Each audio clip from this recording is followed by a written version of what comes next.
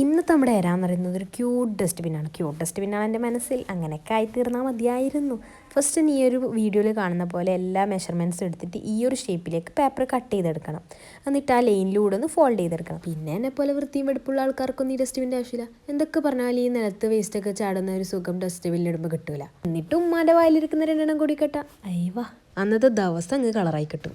അപ്പം നമുക്ക് വിഷയത്തിലൂടെ എടുക്കാം. നേരത്തെ കട്ട് ചെയ്ത് വെച്ച പേപ്പറില്ലേ, അതൊന്ന് പശയൊക്കെ തെച്ച് നല്ല കുട്ടപ്പനാക്കി എടുക്കണം. അതിന് ശേഷം ഒരു പേപ്പർ എടുത്തിട്ട് ഒന്ന് റോൾ ചെയ്തെടുത്തതിന് ശേഷം വേറൊരു പേപ്പറും കൂടി എടുത്ത് റോൾ ചെയ്തിട്ട് അതിലൂടെ ഒന്ന് ഇട്ട് കൊടുക്കുക. എന്നിട്ട് ഈ വീഡിയോയിൽ കാണുന്ന പോലെ ആ ഡസ്റ്റിൻ്റെ മുകളിലോട്ടായിട്ട് ആ നേരത്തെ റോൾ ചെയ്ത് വെച്ച പേപ്പർ ഒട്ടിച്ച് കൊടുക്കുക.